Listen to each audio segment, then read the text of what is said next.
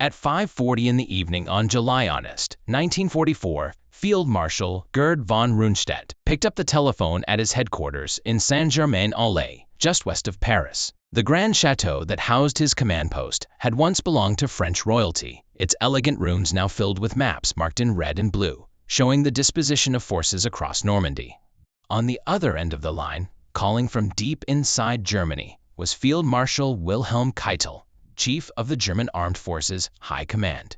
Keitel's voice carried the nervous tension of a man who would have to relay whatever answer he received to a leader increasingly detached from military reality. 25 days had passed since the Allied landings on June 6, 25 days that had transformed what Hitler insisted was still a manageable situation into an unfolding catastrophe. The Americans had just captured Cherbourg, the deep-water port that would soon allow them to pour supplies into France at an industrial pace. The British were grinding toward Caen, the key city that controlled the road network into the French interior. German casualties were staggering. The equivalent of multiple divisions had simply ceased to exist, killed, wounded, missing, or captured. Replacements were not coming. The Luftwaffe could not contest the skies. The front was crumbling, inch by inch, day by day.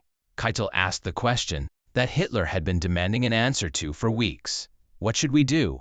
What can be done about the situation in the West?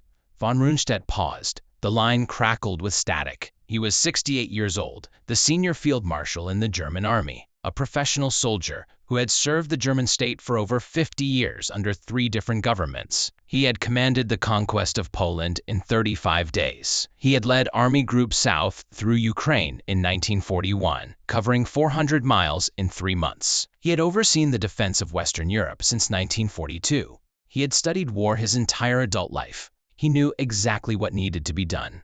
"Make peace, you idiots," he said in German. "What else can you do?" The line went silent. Keitel said nothing. There was nothing to say. Von Rundstedt had spoken the truth that everyone in the German High Command knew but no one dared articulate. The war was lost. Continuing to fight would only determine how completely Germany would be destroyed before the inevitable surrender. Within days, von Rundstedt was relieved of command. Hitler replaced him with Field Marshal Günther von Kluge, a capable officer who would prove no more able to reverse the situation than von Rundstedt had been. The war would continue for another 10 months. Millions more would die. German cities would be reduced to rubble. The Red Army would fight its way to Berlin, exacting a terrible revenge for the horrors Germany had inflicted on the Soviet Union. And the man who had seen the truth, spoken it plainly, and been removed for his honesty, would watch from retirement as everything he predicted came to pass, exactly as he had foreseen. What happened in those 25 days between DDAY and that phone call reveals something profound about how military organizations fail when honesty becomes punishable. It shows what happens when the men at the top refuse to listen to the men who can actually see the battlefield. And it demonstrates a truth that applies far beyond warfare. The people closest to a problem often understand it best, but the people farthest from it often have the most power to ignore them and the most incentive to do so. The making of a Prussian officer. To understand why von Rundstedt said what he said and why it cost him his command, you have to understand what he had been watching since the spring of 1944 and what kind of man he was. Gerd von Rundstedt was born on December 12, 1875, in Aschersleben, a small town in Prussian Saxony, north of Halle, in what is now Saxony-Anhalt. His family had produced officers for the Prussian and German states for generations, stretching back centuries to the medieval period. Military service was not a career choice for the von Rundstedts. It was a family tradition, an obligation of class, an identity woven into the fabric of who they were. His father, Gerd Arnold Konrad von Rundstedt, had served as a cavalry officer, and later rose to the rank of general. His grandfather had fought against Napoleon in the wars that shaped modern Europe. The expectation that young Gerd would become an officer was as natural as the expectation that he would learn to read. There was no question of another path, no consideration of civilian life. The army was the family business, and it had been for longer than anyone could remember. He entered the German army as a cadet in March 1892, at age 16, joining the 83rd Infantry Regiment, stationed at Kassel, in Hesse. Unable to afford the expenses of a cavalry regiment, which his father's rank might have secured, he made his way as an infantryman. The training was rigorous, designed to transform boys into officers capable of leading men in battle. He attended the military college at Hanover for further training before being commissioned as a lieutenant in June 1893. His superiors noted his competence, his attention to detail, his calm demeanor under pressure. In 1896, he was made regimental adjutant, and in 1903, he was sent to the prestigious War Academy in Berlin for a 3-year staff officer training course. The War Academy was the pinnacle of German military education, accepting only the most promising officers. The curriculum was demanding, focusing on strategy, tactics, logistics, and the principles of command. Von Rundstedt excelled. His final report described him as an outstandingly able officer, well suited for the general staff. In 1907, he joined the general staff itself, becoming part of Germany's military elite. He arrived at the center of German military power, the institution that would plan and direct the nation's wars. In January 1902, he had married Louise von Goetz, known as Bela, the daughter of another military family. Their only child, Hans Gerd von Rundstedt, was born in January 1903. Family life for a general staff officer was structured and formal, shaped by the demands of military service. Bela would manage the household, while her husband devoted himself to his profession, a division of labor that was typical of the Prussian officer class. When the Great War began in August 1914, von Rundstedt was a captain serving on the staff of an army corps. He spent the war in staff positions, never achieving fame as a frontline commander, but developing a reputation for methodical competence and clear thinking. He learned the art of moving large formations across difficult terrain, coordinating artillery and infantry, managing the logistics that determined whether armies advanced or starved. He served on both the Eastern and Western fronts, witnessing firsthand the industrial slaughter that defined the conflict. He saw infantry torn apart by machine gun fire, entire divisions consumed in futile offensives, the horrifying effectiveness of modern weapons against massed formations. By 1918, he held the rank of major and was chief of staff of the 15th Army Corps in France. The war ended with Germany's defeat, the Kaiser's abdication, and the establishment of the Weimar Republic. The Treaty of Versailles limited Germany to a small professional army of 100,000 men, the Reichswehr. Many officers left military service, unable to find positions in the drastically reduced force. Von Rundstedt stayed. He was a career soldier, and the army was his life. There was nowhere else for him to go. He rose steadily through the ranks of the Reichswehr. In May 1920, he was made chief of staff to the 3rd Cavalry Division, based in Weimar, finally achieving his early ambition of association with cavalry command.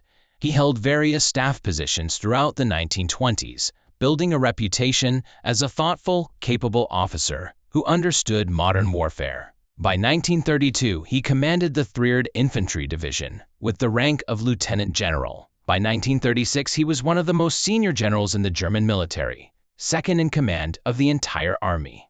When Adolf Hitler came to power in January 1933, von Rundstedt was already an established figure, a representative of the old Prussian military aristocracy that predated the Nazi movement by centuries. Von Rundstedt was not a Nazi. He never joined the party. He never expressed enthusiasm for a National Socialist ideology. Among fellow officers, he called Hitler the Bohemian Corporal, a reference to Hitler's modest rank in the Great War and his Austrian origins. It was a dismissive term, spoken with the aristocratic contempt of a man who could trace his military lineage back generations. Von Rundstedt considered himself a soldier of Germany, not a soldier of any political movement. His loyalty was to the state, to the army, to the traditions of Prussian military service that had shaped his entire life. Politicians came and went. The army endured. He viewed his role as apolitical, serving whoever controlled the German state, regardless of their ideology or methods. This was the traditional Prussian view, the belief that army officers should remain above politics and serve the government of the day. But von Rundstedt was also a man of his time and class, which meant he was willing to serve whoever controlled the German state, regardless of their methods or goals.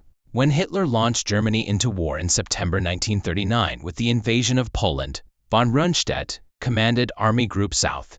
He did not question whether the war was just. He did not resign in protest when Germany invaded Poland, a country with which Germany had signed a non-aggression pact only months earlier. He simply did his job, and he was brilliant at it.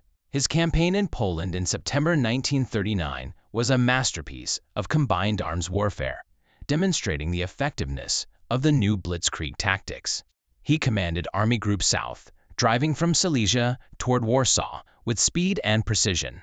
His forces covered 200 miles in 2 weeks, encircling Polish armies and preventing them from establishing coherent defensive lines. 7 panzer divisions, 3 motorized divisions, and 35 infantry divisions moved with unprecedented coordination. The campaign was over in 35 days. Poland ceased to exist as an independent nation, carved up between Germany and the Soviet Union. In May 1940, von Rundstedt led Army Group A in the invasion of France and the Low Countries. His forces made the crucial thrust through the Ardennes, the forested highlands of Belgium and Luxembourg that French planners had dismissed as impassable for tanks. 7 panzer divisions drove through the narrow roads and emerged behind the main French defensive positions, achieving complete strategic surprise. Within 6 weeks, France had surrendered. It was the greatest German military victory since the Wars of Unification in the 19th century. Von Rundstedt was promoted to Field Marshal on July 19, 1941, of 12 officers to receive the highest rank in the German army. In June 1941, von Rundstedt commanded Army Group South in the invasion of the Soviet Union, Operation Barbarossa. His forces drove through Ukraine, covering 400 miles in 3 months, capturing Kiev in one of the largest encirclements in military history. Over 500,000 Soviet soldiers were killed or captured in the Kiev pocket alone. Von Rundstedt's reputation as one of Germany's finest commanders was secure. But he also saw something that the ideologues in Berlin refused to see. The Soviet Union was not collapsing. The Red Army, despite catastrophic losses, was not surrendering. New divisions appeared to replace those destroyed. Soviet industry, evacuated beyond the Ural Mountains, continued to produce tanks and aircraft. The winter of 1941 brought the German advance to a halt outside Moscow. The quick victory Hitler had promised was not coming. In December 1941, von Rundstedt ordered a withdrawal from Rostov, a city in southern Russia that his forces could no longer hold against Soviet counterattacks. Hitler was furious. He had forbidden any retreats, insisting that every position be held regardless of tactical considerations. Von Rundstedt offered his resignation, and Hitler accepted it. For the first time, the Field Marshal learned what happened to commanders who told Hitler things he did not want to hear. It was as a lesson he would not forget. Commander-in-Chief, West. But Germany needed von Rundstedt. In March 1942, Hitler recalled him from retirement and appointed him Commander-in-Chief West, responsible for the defense of the Atlantic coast from Norway to Spain. It was a daunting assignment. His job was to prepare the defense of nearly 3,000 miles of coastline against an Allied invasion that everyone knew was coming. The question was not if the Allies would invade, but where and when, and whether Germany could defeat the invasion when it came. Von Rundstedt commanded dozens of divisions on paper, but the reality was far different from the impressive order of battle. Many units were understrength, undertrained, or filled with soldiers who had no business being on a front line. Some divisions consisted primarily of older men, conscripted in their 40s after younger men had been killed or captured in the East. Other divisions contained Ostbataillonen, soldiers from the conquered territories of the Soviet Union who had volunteered or been coerced into German service. Their reliability was questionable. Their equipment was often obsolete or captured material from half a dozen different armies. The Luftwaffe had lost air superiority over Western Europe. Allied bombers struck German industry by day and by night, and the fighter forces that tried to stop them were being ground down in a battle of attrition they could not win. The Kriegsmarine had lost the Battle of the Atlantic. U-boats still sailed, but they were being sunk faster than they could be built, and the convoy routes bringing American men and material to Britain were flowing freely. Von Rundstedt was being asked to hold a continent with an army that was already bleeding to death in the east against enemies who controlled the sea and the sky, with no prospect of reinforcement and no margin for error. He understood the mathematics of the situation. He understood that Germany's strategic position was deteriorating every month. American industrial production was overwhelming. Soviet manpower seemed inexhaustible. Britain, though battered, refused to surrender. But he was a soldier, and soldiers do their duty. He would prepare the best defense he could and hope that circumstances might change, that political divisions among the Allies might create opportunities, that some miracle might alter the trajectory of the war. The fundamental problem was resources. Germany did not have enough men, enough tanks, enough aircraft, or enough fuel to defend everywhere at once. The Atlantic coast stretched for thousands of miles. The Allies could land almost anywhere, and the Germans had to be ready to respond wherever the blow fell. Decisions had to be made, priorities had to be set, forces had to be concentrated at the most likely invasion sites while accepting risk elsewhere. This is where the conflict began. The strategic disagreement that would plague German preparations for D-Day.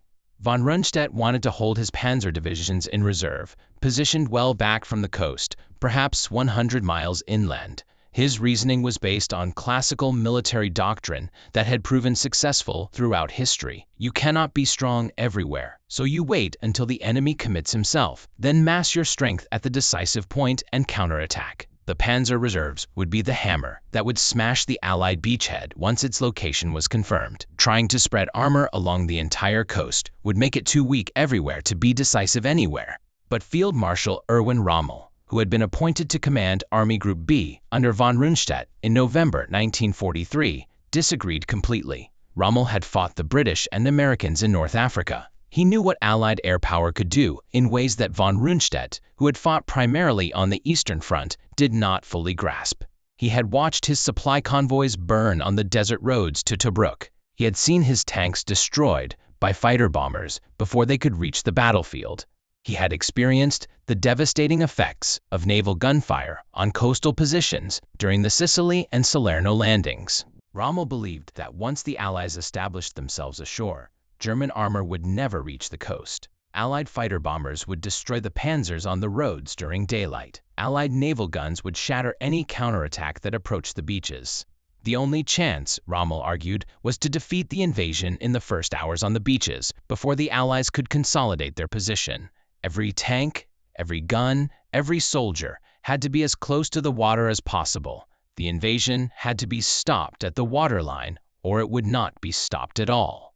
Rommel famously told his staff that the first 24 hours would be decisive for the Allies as well as for Germany. It would be the longest day. Both men had valid points based on their experience and understanding of warfare. Von Rundstedt's classical approach had worked throughout military history, allowing commanders to respond flexibly to unexpected developments. Rommel's assessment of Allied air and naval power was accurate based on his bitter experience in the Mediterranean. A compromise might have worked better than either approach alone, allowing some armor near the coast for immediate response while maintaining a central reserve for operational flexibility. But Hitler, characteristically, chose the worst possible option. He compromised in a way that satisfied no one and undermined both strategies. He kept direct control of key panzer divisions himself. The Panzer Lehr Division and the 12th SS Panzer Division, two of Germany's most powerful armored formations, could not move without Hitler's personal authorization. This decision removed strategic flexibility from the commanders on the ground. It meant that when the invasion came, the men who could see what was happening would have to ask permission from a man 1,000 miles away who could not see anything at all. It meant delays. It meant confusion. It meant that the critical hours after the landing would be wasted waiting for authorization that might or might not come. The Atlantic Wall itself, the elaborate system of fortifications that German propaganda presented as impregnable, was far less formidable than it appeared. Hitler had ordered its construction after the British and Canadian raid on Dieppe in August 1942, envisioning 15,000 fortified positions manned by 300,000 troops, stretching from Norway to Spain. The reality fell far short of this vision. Concrete was in short supply. Labor was scarce. Construction proceeded slowly, focused primarily on the most obvious invasion sites.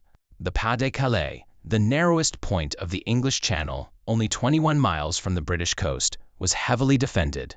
The Normandy coast received less attention. Von Rundstedt placed no faith in the Atlantic Wall as a defensive barrier. He saw it as useful propaganda, nothing more. He said openly the Germans did not indulge in the tired Maginot spirit, referring to the French fortification line that had failed so spectacularly in 1940. He knew that static defenses could be overcome by determined attackers. What mattered was the ability to counterattack rapidly, to strike the invaders while they were still vulnerable, before they could bring their full strength to bear.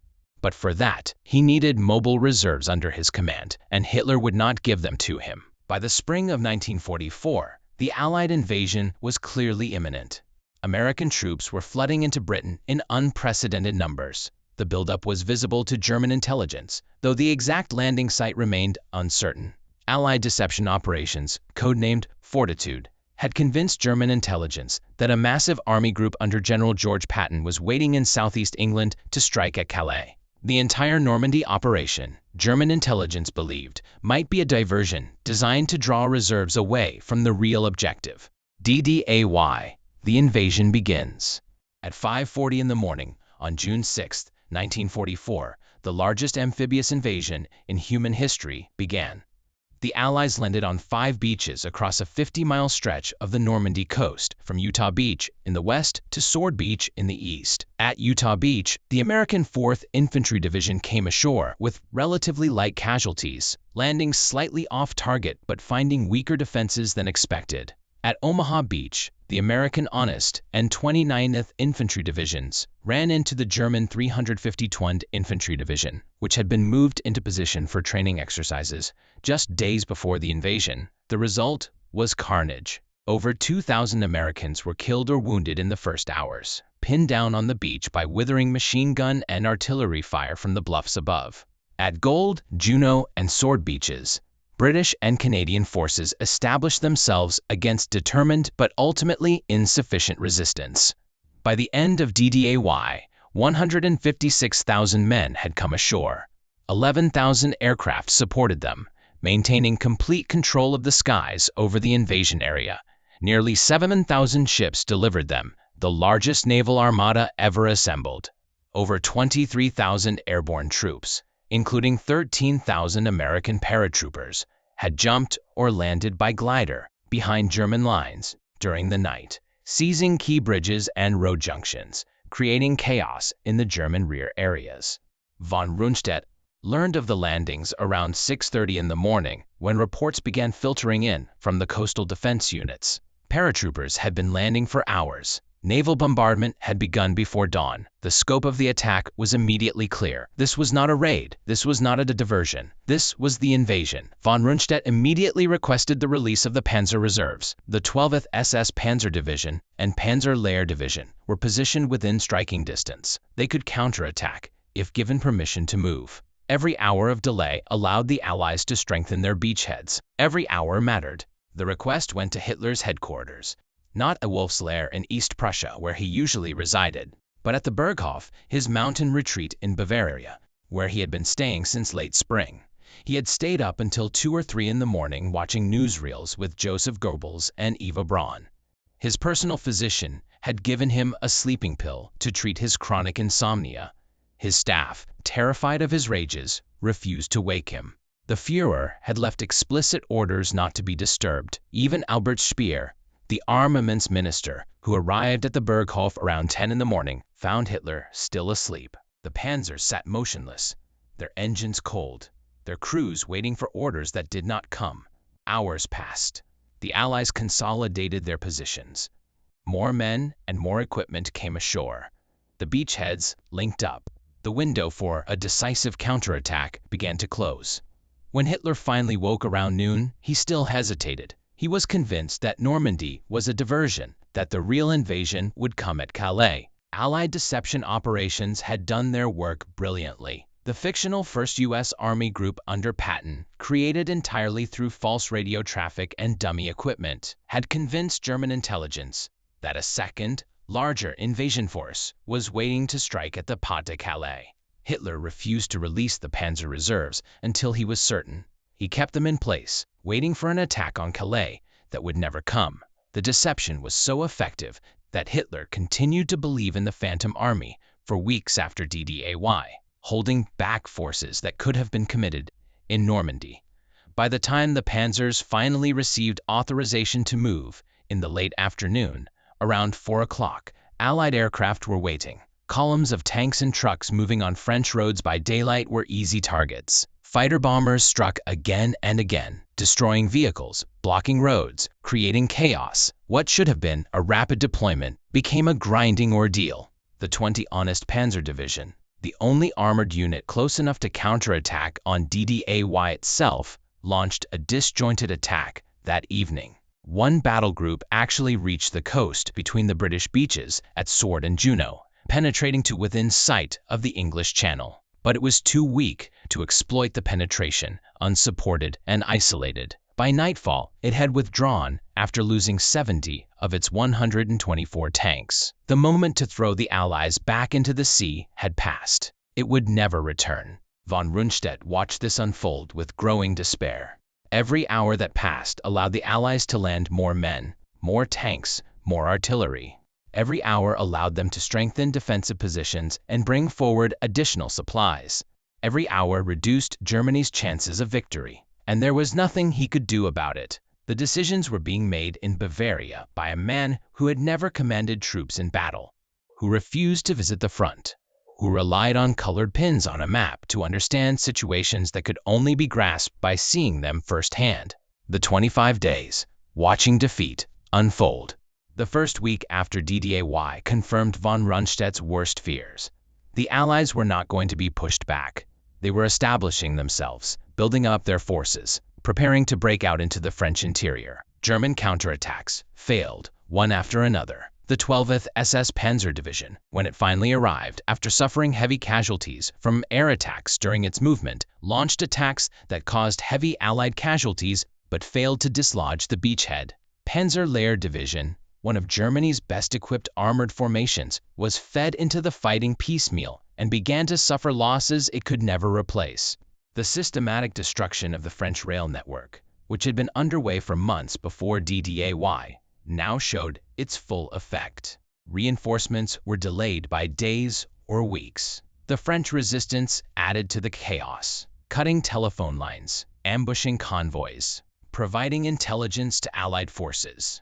Divisions that should have reached Normandy in days took weeks. The 20th SS Panzer Division, Das Reich, moving north from southern France, took 17 days to cover 450 miles, constantly harassed by resistance fighters and Allied aircraft.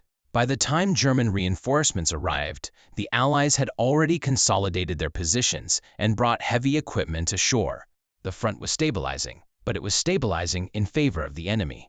German forces were being ground down in a battle of attrition they could not win. Allied superiority in artillery, air power, and naval gunfire made every defensive position untenable. German soldiers could not move by day without being attacked from the air. Supply convoys were decimated. Fuel shortages became critical. Ammunition ran low. The Luftwaffe was virtually absent from the skies over Normandy, its remaining fighters consumed in the futile defense of the Reich against Allied strategic bombing. On June 17th, 11 days after the landing, von Rundstedt and Rommel met with Hitler at Margival, near Soissons, in northern France. Hitler had ordered the construction of an elaborate command post there in 1940 for the planned invasion of Britain.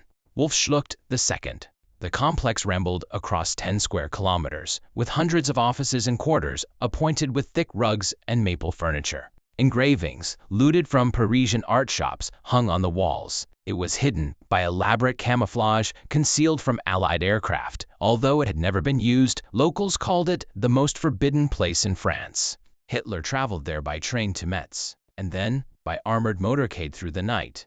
He arrived looking pale and exhausted, his hands trembling visibly. He walked with a stoop.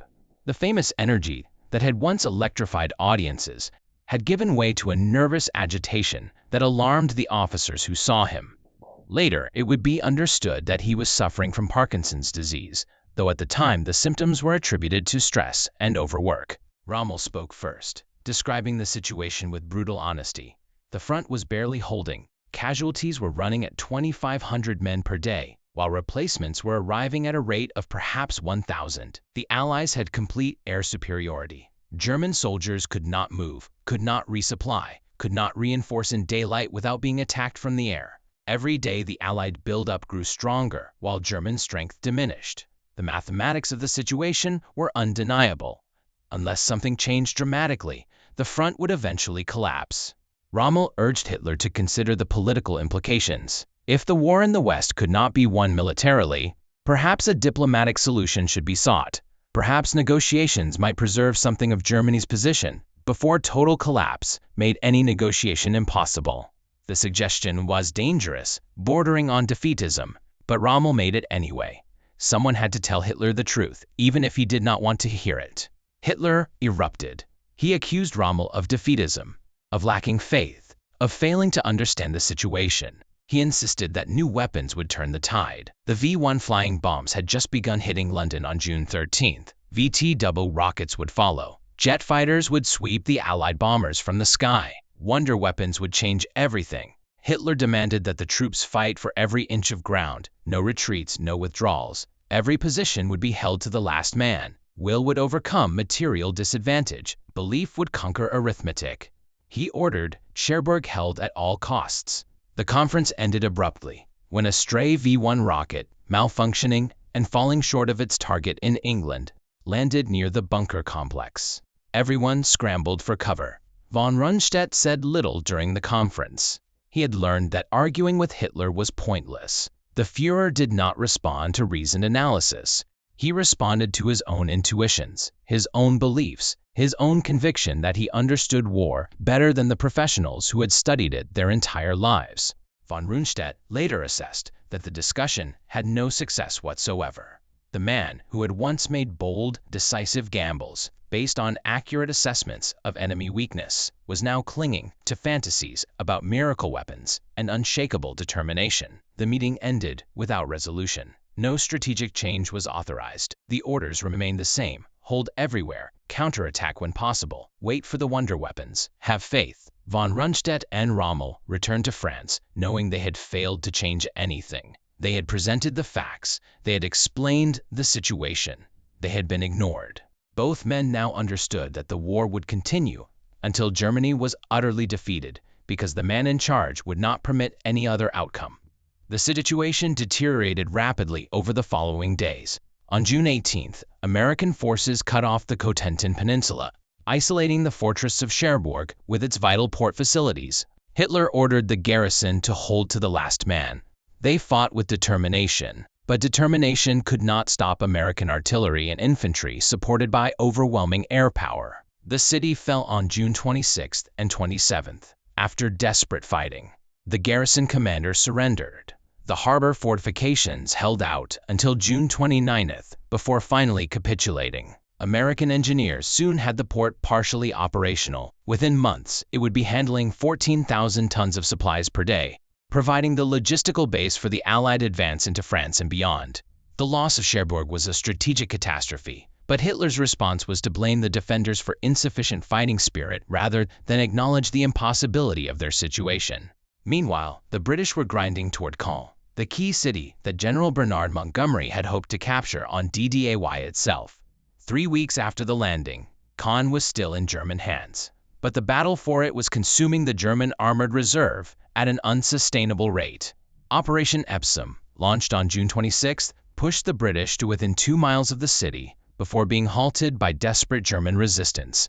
But halting the British offensive cost Germany tanks and trained crews it could never replace. The panzer divisions that von Rundstedt had wanted to hold for mobile operations were being ground down in static defensive fighting, exactly as he had feared. Every day, dozens of tanks were destroyed by naval gunfire, by artillery, by fighter bombers, by Allied armor. Every day, veteran crews who had taken years to train were killed or wounded. The German army in the West was bleeding to death, holding ground that would eventually be lost anyway. Von Rundstedt understood this. Rommel understood this. The commanders on the ground understood this. Only Hitler refused to understand. On June 29th, von Rundstedt and Rommel met with Hitler again, this time at the Berghof, his mountain retreat in the Bavarian Alps. They flew from France to Germany, a journey of several hours, leaving the crumbling front behind. The fact that the field marshals had to travel 1,000 miles to speak with their commander said everything about the dysfunction of German command arrangements. Rommel again laid out the situation in terms that could not be misunderstood. The front cannot hold indefinitely, he said. The troops are fighting bravely, but they cannot fight tanks with rifles. They cannot stop aircraft with machine guns. Every day we lose ground we cannot retake. The Allies grow stronger while we grow weaker. The only question is whether we lose the war slowly or quickly, whether we spend our entire army holding worthless territory or preserve it for a defense that might actually succeed. Hitler responded with familiar arguments. New divisions would arrive. Wonder weapons would devastate England. The alliance between the Western powers and the Soviet Union would collapse from its internal contradictions. The Western democracies would lose their will to fight when casualties mounted. Germany only needed to hold on until the tide turned. Von Rundstedt finally spoke. He had listened to these arguments for months. He had watched them fail to correspond with reality for months. He was tired of polite professional discourse that changed nothing. The war in the West is lost, he said. Not losing, but lost. The question is not whether Germany will be defeated, but when and at what cost.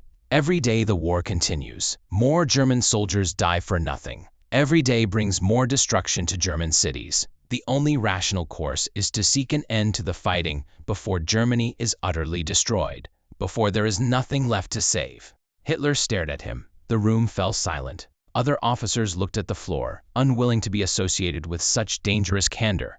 Then Hitler began to speak, his voice rising in fury.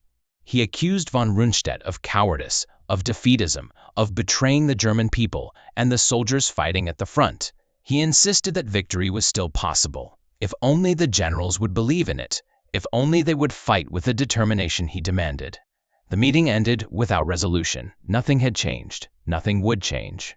Von Rundstedt and Rommel flew back to France, knowing that they had spoken the truth and been rejected for speaking it. The situation on the ground continued to deteriorate hour by hour, day by day. The Allies were now firmly established in Normandy, with over 500,000 men ashore. Their logistics were working. Their air superiority was absolute. Their material advantage was overwhelming. And the German High Command, isolated in Bavaria, continued to issue orders based on fantasy rather than reality. Von Rundstedt knew this. Every officer with any understanding of military reality knew this.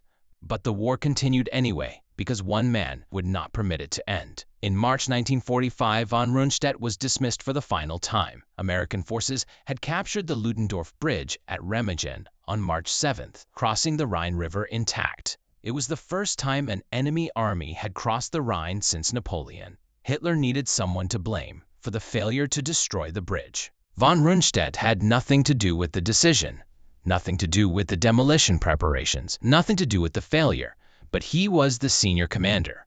He was relieved and replaced by Field Marshal Albert Kesselring. Von Rundstedt went home to his family. He was 69 years old, exhausted and seriously ill. He had served Germany for over half a century. He had commanded armies in 3 wars. He had won great victories and overseen terrible defeats. And in the end, he had been proved right about everything that mattered and punished for being right. After the war and death, Germany surrendered unconditionally on May 8, 1945. Hitler was dead, having shot himself in his Berlin bunker on April 30th as Soviet forces closed in on the Reich Chancellery. The 1,000-year Reich had lasted 12 years and 4 months. The war in Europe had killed approximately 40 million people, including 6 million Jews murdered in the Holocaust. Germany itself lay in ruins, divided between the victorious powers, its cities destroyed, its population homeless or displaced, its future uncertain. Von Rundstedt was captured by American forces of the 36th Infantry Division on May 1, 1945, at a hospital in Bad Tölz, Bavaria, where he was being treated for serious leg ailments and heart problems. He was held as a prisoner of war and treated with the courtesy due his rank and age. The Americans were uncertain what to do with him. He was clearly a senior commander who had served Hitler throughout the war, but he was also a traditional military officer who had apparently disagreed with many Nazi policies and had been dismissed twice for speaking too honestly. In January 1949, von Rundstedt was charged with war crimes by the British. The primary accusations related to the treatment of prisoners of war and the execution of captured Allied commandos under Hitler's infamous commando order, which had directed that all commandos be shot immediately upon capture rather than then treated as prisoners of war. Von Rundstedt had transmitted this order to units under his command. Allied commandos had been executed as a result. The trial never happened.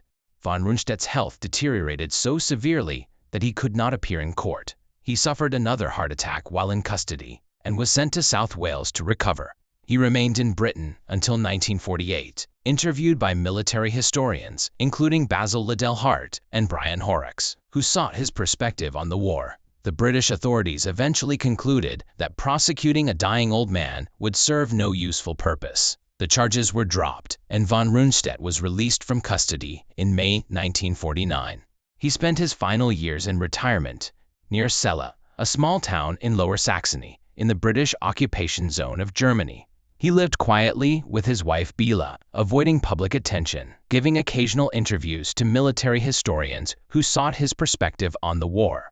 He generally refused to discuss the Nazi period or his own role in it in any depth. When asked about Hitler, he was dismissive but not apologetic. When asked about the war, he was analytical but rarely reflective. He never wrote memoirs. He never published justifications for his actions. He never sought to explain himself to the public or to posterity, whether this was due to ill health, to stoic reticence typical of the old Prussian officer class, or to an unwillingness to confront uncomfortable truths about his own complicity in the crimes of the Nazi regime. No one can say for certain. He had served a criminal regime faithfully, if not enthusiastically. He had commanded campaigns that resulted in the deaths of millions. His professional excellence had served a monstrous cause. His wife Bela died on October 4, 1952. Gerd von Rundstedt died of heart failure on February 24, 1953, at age 77. He was buried with military honors at Stocken Cemetery in Hanover. Over 2,000 mourners attended his funeral, a mix of former Wehrmacht officers, fellow aristocrats, and ordinary Germans who remembered him as a symbol of the old Prussian military tradition. His grave is marked by a simple stone bearing his name, rank, and dates. It says nothing about his service, his victories, his defeats, or his famous words to Keitel. The broader lessons. The question that historians have debated ever since is what von Rundstedt's story tells us about moral responsibility in war and in organizations more generally. Some argue that von Rundstedt was just another general who served a criminal regime, that his aristocratic contempt for Hitler did not prevent him from serving faithfully, that his skill as a soldier enabled atrocities he never personally ordered, but certainly facilitated. The war crimes he was charged with were real. The commando order he transmitted led to the deaths of captured Allied soldiers who should have been protected by the laws of war. The campaigns he commanded in Poland, France, and the Soviet Union killed millions. His professional excellence served a criminal regime, and there is no escaping that moral reality. He transmitted orders for the execution of prisoners. He commanded forces that participated in war crimes. He served Hitler through nearly 6 years of war, even as the true nature of the Nazi regime became increasingly apparent. He was not an innocent, and he was not ignorant. He knew, even if he chose not to see, what kind of state he was serving. Others argue that von Rundstedt represented the tragedy of the professional soldier trapped in a criminal system, that he was not a true believer, but a craftsman who served the state without questioning the purposes to which his service was put. That his famous words to Keitel showed a man who understood the truth but could not act on it except through speech. He was trapped by his own conception of duty, by traditions of obedience that left no room for moral independence, by a lifetime of training that taught him to follow orders rather than to question them. Perhaps both interpretations contain elements of truth. Perhaps von Rundstedt was simultaneously a skilled professional, a passive enabler of evil, a clear-eyed realist, and a moral failure. Human beings contain contradictions. History does not offer simple categories that accommodate the full complexity of individual lives. What is clear is that von Rundstedt saw what was happening more accurately than almost anyone in the German High Command. 25 days after D-Day, he understood that the war was lost, beyond any reasonable hope of recovery. He understood that continuing to fight would only increase the destruction, that millions more would die, to postpone an inevitable defeat by a few months. He understood that the only rational course was to seek peace while there was still something left to save. And he was right. Everything that happened afterward confirmed his judgment with terrible precision. The Battle of the Bulge was a futile waste of Germany's last reserves, consuming 100,000 casualties and 800 tanks to achieve nothing. The defense of the Rhine was a delaying action that bought nothing but time for more destruction. The final defense of Berlin was a bloodbath that served no military purpose whatsoever. Every day, the war continued after July Honest. 1944 was a day that cost lives, German and Allied alike, without changing the ultimate outcome by 1 degree. Von Rundstedt saw this clearly.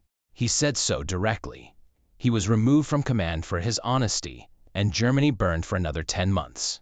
The deeper lesson of his story is about how organizations fail when they punish truth-telling. Hitler's Germany was a system optimized for self-deception. Good news flowed upward through the chain of command. Bad news was filtered, softened, delayed, or blocked entirely. Officers who reported honestly on unfavorable situations were accused of defeatism and replaced by officers who reported what the leadership wanted to hear. The result was a command structure that grew progressively more disconnected from reality, making decisions based on fantasies rather than facts. Hitler genuinely believed, until nearly the end, that Germany could still win the war. He believed this not because the evidence supported it, but because everyone around him confirmed it. The officers who told him otherwise were removed, marginalized, or silenced. The system selected for optimism and punished realism. This pattern appears repeatedly throughout history and throughout human organizations. Corporations that punish managers for honest assessments of problems create cultures where bad news is hidden until it explodes into crisis. Governments that promote officials who agree with established policy and marginalize those who question it lose the ability to adapt to changing circumstances. Militaries that silence officers who challenge accepted doctrine find themselves unprepared when reality imposes itself on the battlefield. In every case, the short-term comfort of conformity creates long-term catastrophe when reality finally imposes itself. The people at the top of such organizations make decisions based on information that has been optimized for their psychological comfort rather than for accuracy. They come to believe their own propaganda because everyone around them confirms it. And by the time they realize the truth, when reality becomes impossible to deny, it is too late to change course. The damage has been done. The opportunity for correction has passed. Von Rundstedt's words, "Make peace, you idiots," were not merely an assessment of Germany's military situation in July 1944. They were an indictment of a system that had made honest assessment impossible. They were a statement that the men in charge had lost the ability to see what anyone with functioning eyes could see, that they had surrounded themselves with people who told them what they wanted to hear rather than what they needed to hear, that they had created a structure where truth was punishable and delusion was rewarded. The idiots did not end the war. They continued fighting for 10 more months. They presided over the destruction of their own country. They sent hundreds of thousands of young men to die in battles that could not be won, for objectives that could not be achieved. And when it was finally over, when the ruins were still smoking and the dead were still being counted, the survivors asked how it had happened, how a nation of educated people had followed a madman to complete destruction. Part of the answer is that the people who knew the truth, the people who could see clearly, the people who dared to speak honestly, were systematically removed. They were dismissed, arrested, executed, or driven to suicide. And the people who replaced them told comfortable lies until there was nothing left to lie about, until the enemy was in the streets and the Reich Chancellery was burning, until reality finally imposed itself in a way that could not be denied or explained away. Von Rundstedt saw the end coming 25 days after D-Day.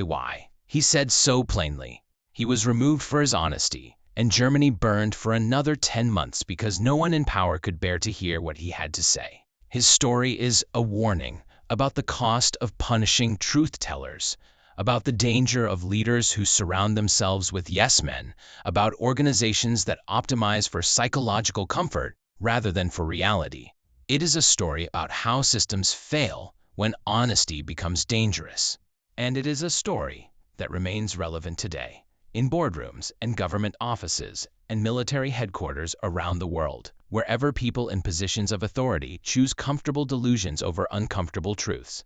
The specific circumstances change, the technology evolves, the uniforms are different, but the fundamental dynamic remains the same. Organizations that punish honesty and reward delusion eventually collide with reality, and reality always wins. The only question is how much damage is done before that collision occurs. Von Rundstedt's words echo down through the decades, not because he was a hero, not because his own record was without moral stain, but because he spoke a truth that his superiors could not bear to hear, and because the cost of ignoring that truth was paid in the lives of millions and the destruction of a nation. Make peace, you idiots. What else can you do? The answer, as it turned out, was nothing, but they tried anyway, and the world paid the price. If you found this story as compelling as we did, please take a moment to like this video. It helps us share more forgotten moments from the Second World War with a wider audience. Subscribe to stay connected with these untold histories. Each story matters. Each story deserves to be remembered, and we would love to hear from you. Leave a comment below telling us where you are watching from. Our community spans continents and generations, from veterans to history enthusiasts, from students to scholars. You are part of something meaningful here. Thank you for watching, and thank you for keeping these stories alive.